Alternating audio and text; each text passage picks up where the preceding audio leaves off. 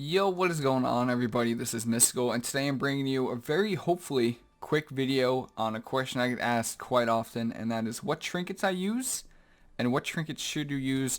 As a monk, this is from a monk point of view, but I'm sure this is also pretty standard for other healers, so let's just jump right into it. So in general, these are the two trinkets I use. I use Ward of Envelopment, and I use Revitalizing Voodoo Totem. Ward of Envelopment is from the first boss in Battle for Desire Lore. It's right here, right first boss on Mythic, right there. It Warforged up to 420, which is pretty lucky for me. Now, why is this trinket so good? First of all, these two trinkets are really good because if you get locked out, you can use them. Also, don't tell Blizzard, but if you get hexed, you can also use these trinkets. I don't know if that's intended or not. But the reason why this one in particular is really good is because RMP still runs the ladder. And one of the scariest abilities that I have is Smoke Bomb in a full kidney shot, especially if one of my partners doesn't have Trinket. So this Trinket is really good if you don't have Ring of Peace, or if you play another healer. You could actually, in the Smoke Bomb, or even in the Shadowy Duel, you can use this Trinket and they will still get healed. So you can just place it down. This person gets healed. Even if they were in a bomb, even if they were in Shadowy Duel, they still get healed. They get that fat absorption of, what, 121,000. It's also really solid versus cleave teams. Especially if you're playing double melee, it's really good because then you can get this huge heal on both your teammates and recover relatively quickly if you're not in crowd control. It's also really good before you get put into crowd control. And then Revitalizing Voodoo Totem is actually rare because it's on a minute 30 cooldown instead of a 2-minute cooldown. That's one of the strengths of it. You could use it while interrupted, and it does a lot of healing. I want to say, I don't know let me just go into comment real quick and see if I can just real quick see. No, because I'm at full health, right?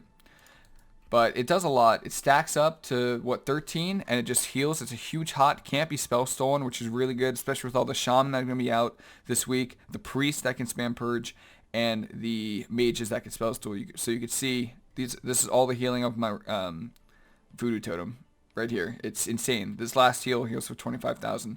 It's a really good, solid trinket. But what if you don't have these trinkets, or what if you don't have one? There are plenty of other options. Depending on the situation. One, if you think the team is going to go you, play Safeguard. Easy. If you're a healer, if you're even a DPS, but if you're like a druid that's playing Feral Affinity and you think the team's going to go you, or if you play obviously a Disc Priest or something like that where you might be the target. I'm a monk, so I'm pretty used to being the target. You're going to want to play Safeguard versus teams that can potentially swap to you, RMPs, maybe some turbos, stuff like that. You're definitely going to... Jungles are also very notorious for going healers. Safeguard is a very safe choice.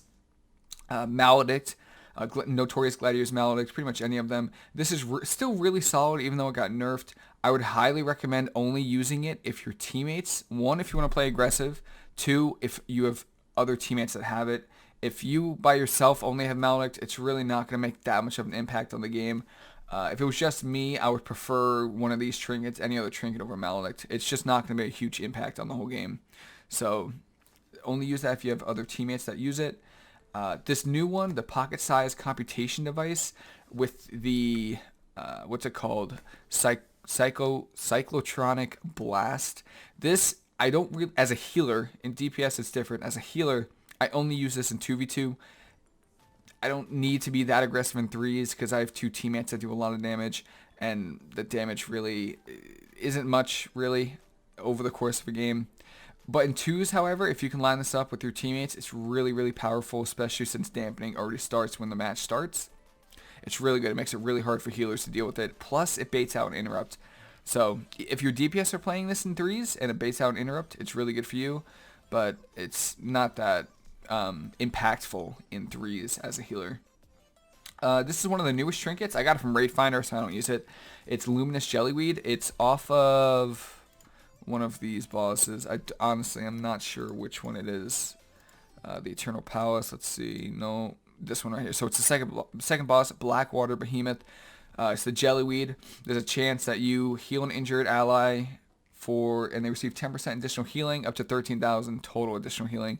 This will make up about, I've seen some logs of people, it makes about 3 to 4% of your overall healing, which really isn't bad, especially since it's free. The reason I like these other two trinkets so much is that it's on use and I can control when I use them. I really like having that control. You know, if I'm about to get polymorphed or something, I could put this trinket down, I'll use it. I like having that control.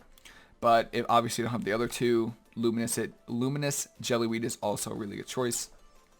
Notorious, Gladiators, Insignia, just a flat out good trinket, really. I mean, if you want the additional versatility and you want a chance at increasing your primary stat, go for it. It's insane. This brings my versatility up to 20%.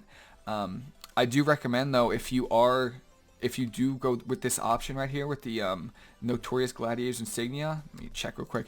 I would highly recommend, if you're alchemy, I would highly recommend looking into crafting the 440 trinket. You have to do a bunch of the quests, but it's 440 right here, so it gives you versatility, 215 versatility, which is more, and it gives you a chance to increase your strength, agility, or intellect by 2081.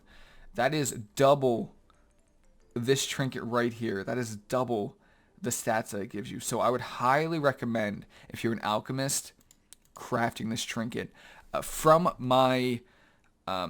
I know, you have to do the quest for the new dungeon. I think I have it. I'm pretty sure I have it.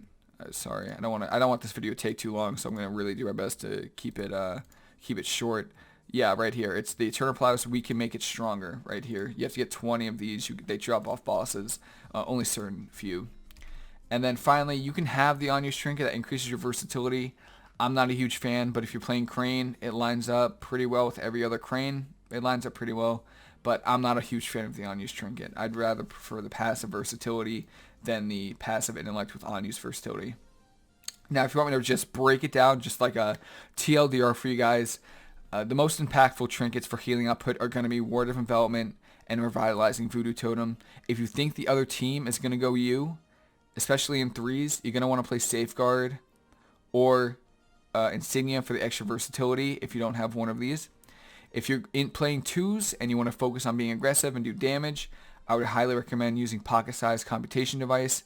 And finally, if you have teammates that have Maledicts, it would be really good if all three of you had the Maledict, but even if only one other person has it, I would highly recommend using Maledict over one of these.